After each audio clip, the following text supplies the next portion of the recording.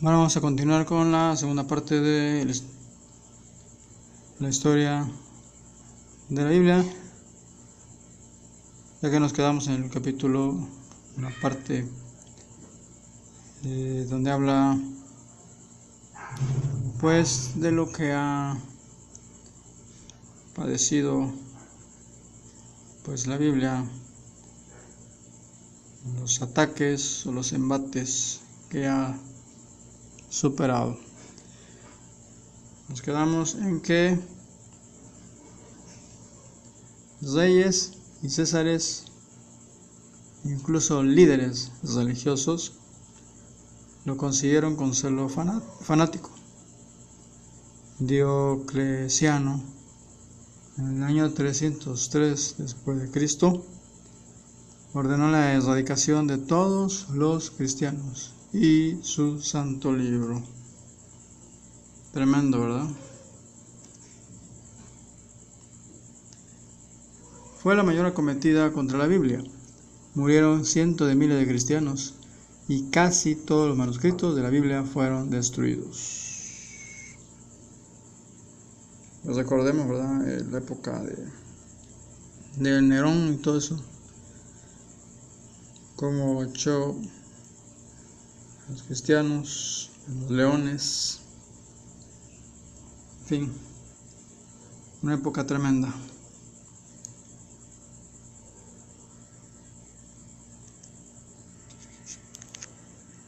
Sin embargo, la Biblia volvió a emerger rápidamente. Y la ironía de la historia fue que 22 años después, Constantino, en el primer concilio ecuménico, elevó la Biblia a autoridad infalible. Asimismo, encargó a Eusebio hacer 50 copias de la Biblia a costa del gobierno. Ironías de la vida, ¿verdad? De la historia. Algo semejante ocurrió con frecuencia el racionalista francés Voltaire, muerto en 1778, se atrevió a decir que la Biblia luego de 100 años solo sería una antigüedad. Pero a los 50 años de su muerte, la Geneva Bible Society inauguró su imprenta y casa para producir montones de Biblias, afortunadamente. Hugonotes leyendo la Biblia escondidos.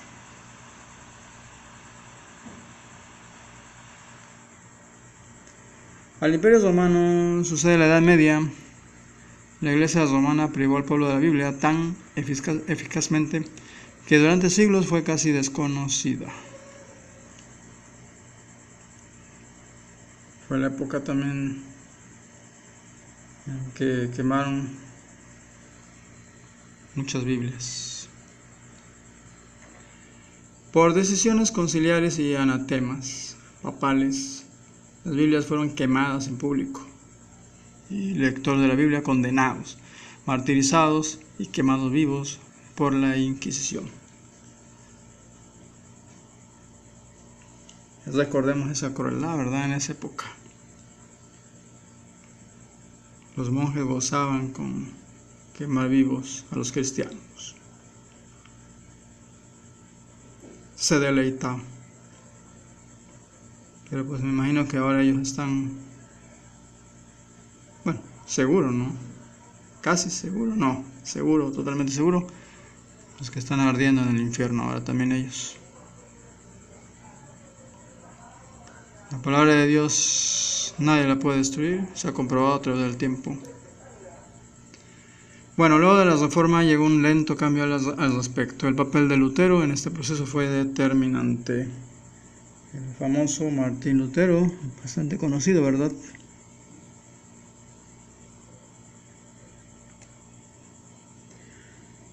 Lutero tradujo la Biblia al alemán para hacerla más accesible a la gente común y para erosionar la influencia de la jerarquía eclesiástica y los sacerdotes.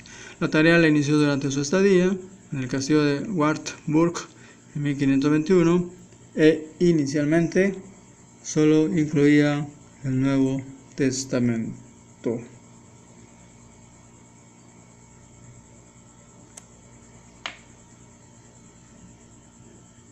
Biblia de Lutero.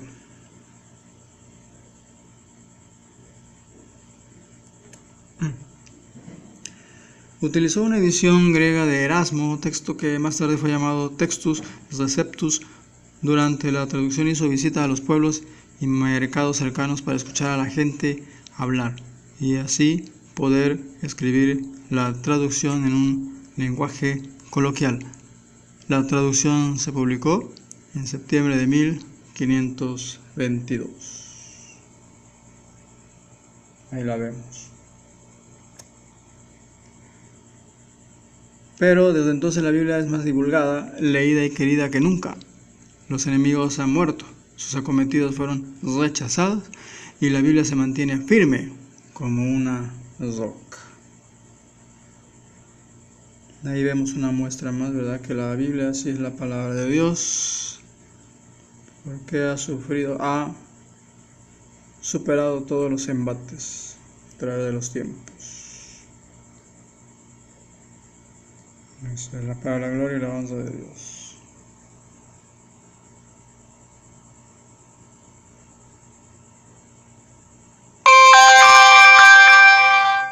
Conquistemos el cielo con Jesús.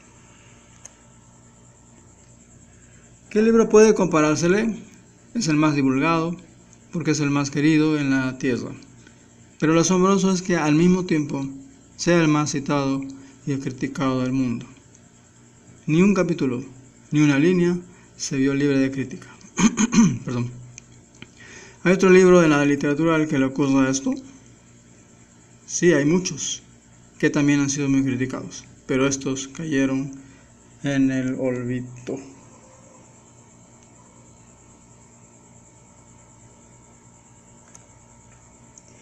¿Por qué los cristianos creemos que la Biblia es auténtica? Su admirable unidad de tema y falta de contradicciones, a pesar de haber sido escrita por unos 40 hombres distintos en un periodo que abarca 1600 años, su superioridad a todo lo demás producido por la raza humana en cuanto a moralidad, literatura y leyes.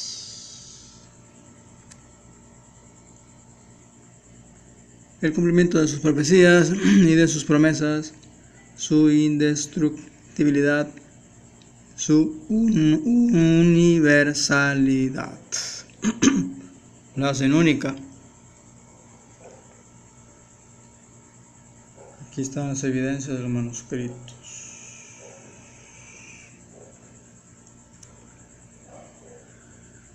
Su referencia a verdades científicas desconocidas para los escritores, confirmación de la veracidad de sus partes históricas, su poder transformador en los que creen su palabra.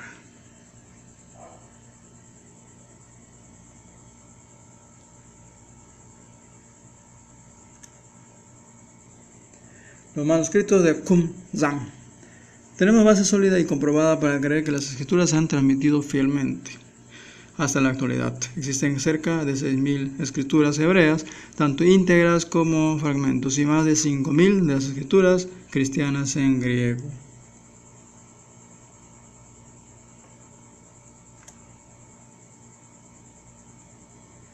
Entre ellas podemos mencionar los manuscritos descubiertos en 1947, los cuales se representan un tesoro de valor incalculable. Se le ha calificado como el mayor descubrimiento de los tiempos modernos. En la primavera de 1947, a 12 kilómetros al sur de Jericó, en la costa oeste del Mar Muerto, un pastor de cabras encontró en una cueva llamada Qumran varias tinajas que contienen en su interior rollos de la Biblia, cubiertos de betún, una nafta de petróleo, y cuidadosamente envueltos en tela, escritas en varias lenguas, arameo, griego y hebreo. La mayor parte fueron escritas en pergaminos y los otros en papiro. Las cuevas de Qumran, aquí las vemos, esta imagen, esta foto.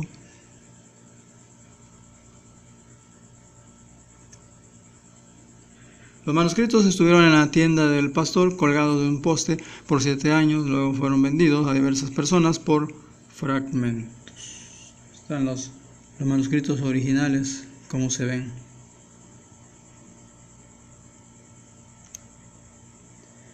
Poco a poco estudiosos se fueron dando cuenta de su valor y antigüedad.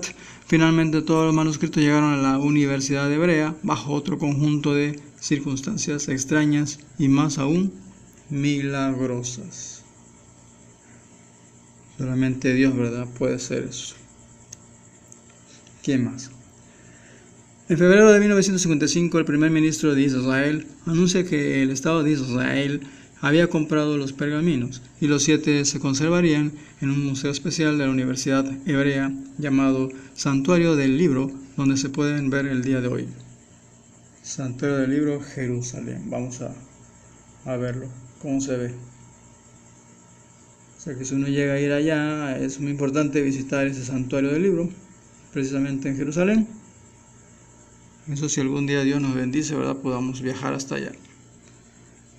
Entonces eso tiene mucha importancia para nosotros los cristianos. A mediados de 1956, finalizada la sexta campaña, han sido exploradas 11 grutas y excavadas la mayoría de las ruinas próximas a Khirvet Ferska y Khirvet Qumran.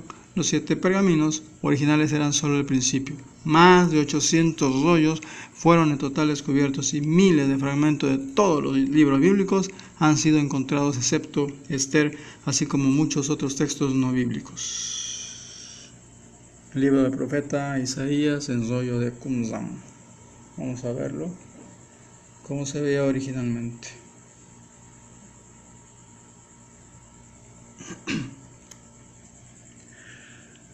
Se estima que estos manuscritos fueron colocados en jarrones entre el siglo II y I a.C., por lo tanto tienen una antigüedad de más de 2000 años. Esenios preparando los manuscritos.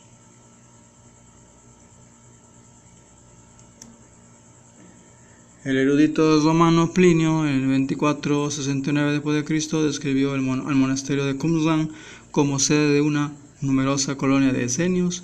Esta era una secta judía del siglo I a.C. que se llamaba a sí misma Nueva Alianza. De hecho, a los esenios les debemos que hayan guardado pues estos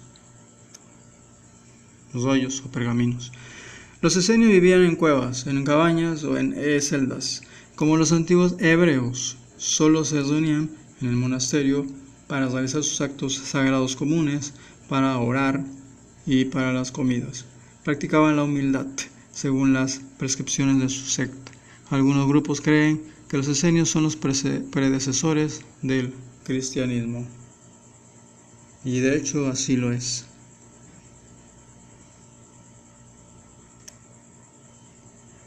Ellos recogieron y preservaron las escrituras sagradas en vasijas de arcilla y las escondieron en las cuevas de Qumran. Aquí estamos viendo, ¿verdad?, las vasijas como eran de arcilla. Quiero pensar que hasta hechas por ellos mismos.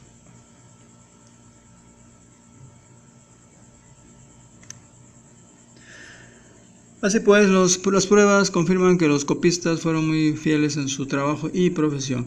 Claro que cometieron pequeños errores. Hay que entender que los escritores originales fueron inspirados por el Espíritu Santo, pero los copistas y traductores no lo fueron. Ellos fueron motivados por su amor a Dios al realizar sus trabajos.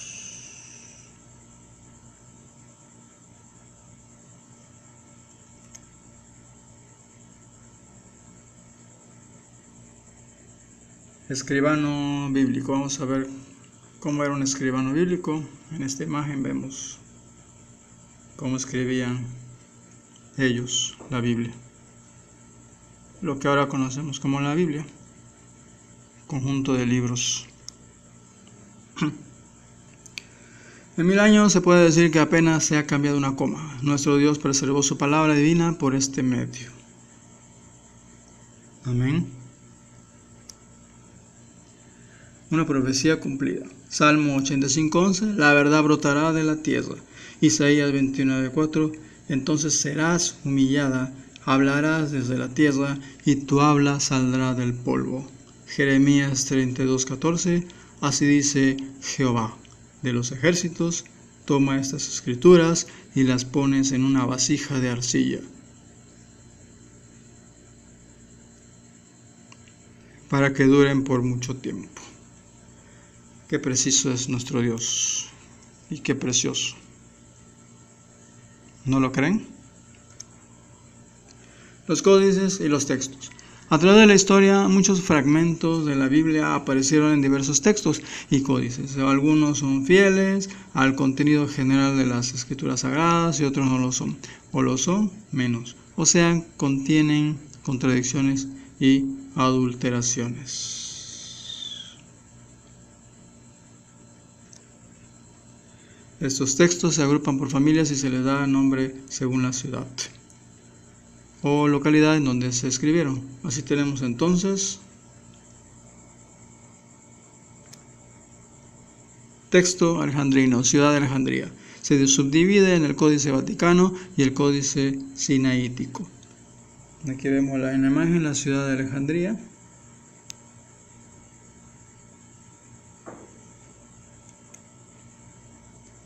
Texto occidental. Este tipo de texto era corriente en Italia, Galia, África del Norte y otras partes, incluido Egipto. Están escritos en griego.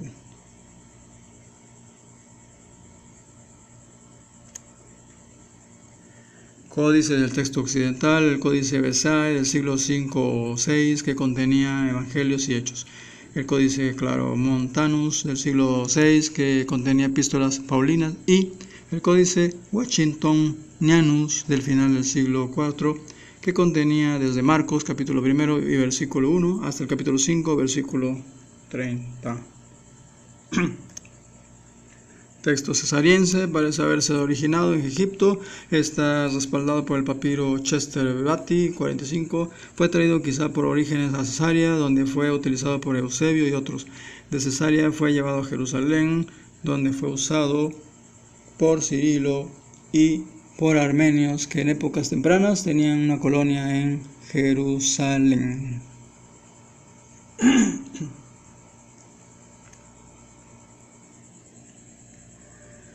Papiro Chester Beatty y el traductor que lleva ese nombre.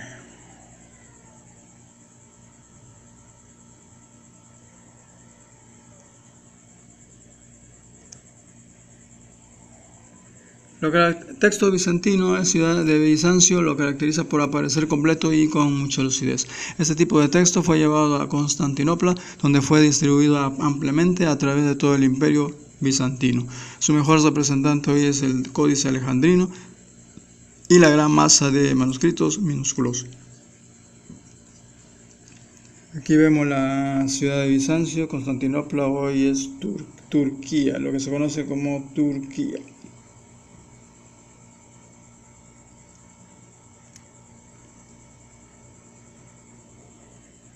Este es el texto del Nuevo Testamento más fidedigno que conoce la historia del cristianismo. Ha sido llamado a través de la historia con 6 nombres diferentes: texto bizantino, texto imperial, texto tradicional, texto de la Reforma, texto mayoritario. Textos recibido o textos receptus, el nombre más común que se le dio al texto universal del Nuevo Testamento a partir de finales del siglo XVI. Este último texto es el más confiable, ya que los códices sinaítico y vaticano y el bizantino están mezclados con escrituras orientales y son corruptos. Además, se suprimieron o se agregaron partes de acuerdo a las creencias de la Iglesia Católica. Incipiente. Código sinaítico.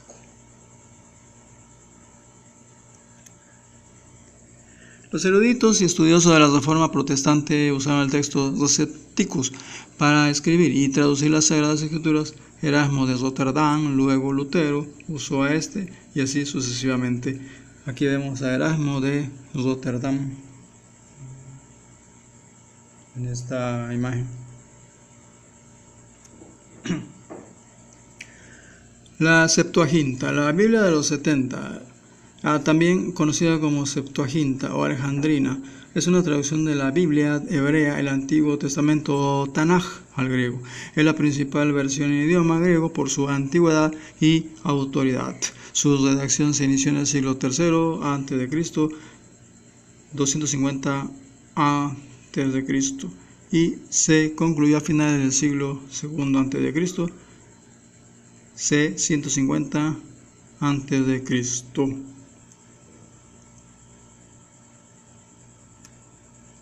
El texto hebreo que sirvió de base estaba sin puntuación ni vocales, que se agregó más tarde, creando el llamado texto masorético. Esta traducción fue adoptada por las comunidades judías de la diáspora, dispersión de los judíos por todo el mundo, para facilitar el acceso al texto revelado a quienes no conocían la lengua hebrea.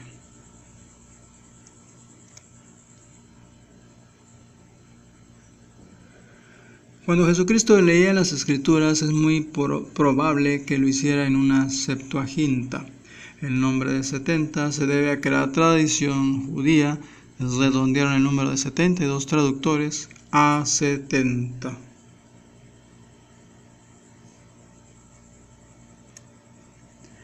Fue hecha para los judíos que hablaban griego, pues en esa época eran bastante numerosos en Alejandría, aunque la orden provino del rey Ptolomeo II Filadelfo 284-246 a.C.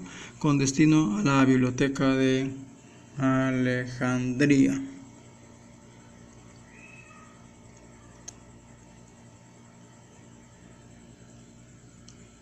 El canon bíblico. La palabra canon viene del griego kanun, que significa vara, caña y por extensión un instrumento de medida, una regla o norma. Se aplica el término a la lista de libros normativos. El canon bíblico es el conjunto de los libros que la Iglesia ha reconocido como inspirados por Dios. En la actualidad existen 2 cánones, pero de hecho solo uno de ellos es el verdadero. El Vaticano ha creado los términos protocanónicos y deuterocanónicos para diferenciar o separar los libros del canon que aceptan los hebreos. El término protocanónicos hace referencia a los libros en que ambos tienen en común, Vaticano y Hebreos. El prefijo proto se usa para denotar superioridad. En cambio, el término deuterocanónico se refiere a los 7 libros que no forman parte del canon hebreo. El prefijo deuto significa segundo o inferior. También se le da el nombre de libros apócrifos. El primero en dar este calificativo de apócrifo fue el escritor católico Jerónimo, autor de la Biblia Vulgata Latina.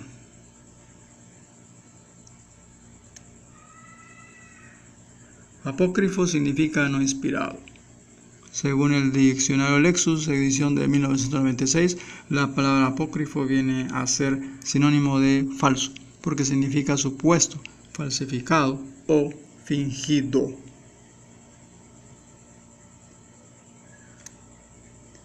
A pesar de este calificativo, la Iglesia Católica Romana acepta estos libros como de origen divino. El canon del Antiguo Testamento. El canon judío de los libros sagrados. Ignoramos cuándo fue definitivamente cerrado. Para unos sería en tiempos de Esdras y Nehemías, siglo V a.C. Para otros en la época de los Macabeos, siglo II a.C. Lo cierto es que los judíos tenían en el siglo I en nuestra era una colección de libros sagrados que consideraban como inspirados por Dios. Josefo Flavio, de 38-100 después de Cristo, en su libro Contra Appium 1:78, compuesto hacia el año 97-98 después de Cristo, describe que los judíos no tenían millares de libros en desacuerdo y contradicción entre sí, como sucedía entre los griegos, sino solo 22, que eran justamente considerados como divinos y contenían la historia del pasado.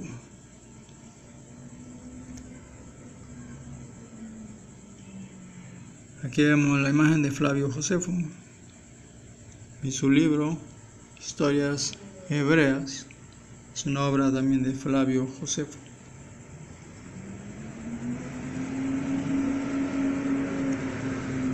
Importante judío, ¿verdad?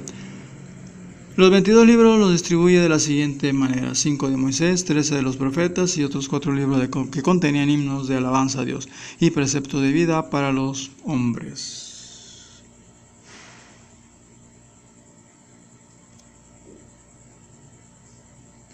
Este texto de Josefo Flavio es de gran importancia, aunque no nos dé los nombres de los libros, lo cual nos indica que en aquel tiempo ya se encontraba cerrado el canon de los judíos. Este hecho parece que tuvo lugar, según la tradición rabínica, en la asamblea de Yamnia hacia el año 100 después de Cristo.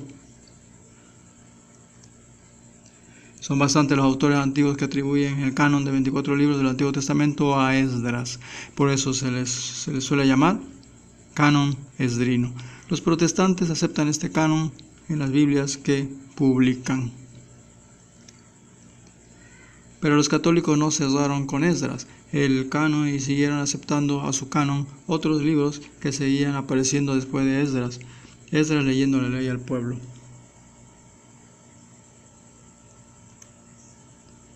Las iglesias cristianas no aceptan libros en el canon que no estaban aceptados en los tiempos de Jesucristo, como Macabeos 1, Macabeos 2, Tobías o Tobit, Judith, Baruch, Sabiduría Eclesiástica o Siracides. Esto viene en la Biblia católica. Por esta razón las Biblias evangélicas tienen 66 libros y las católicas tienen 73 libros. Martín Lutero fue el primero en eliminar esos libros, pues basó su traducción solamente en los libros aceptados por los hebreos del siglo I después de Cristo.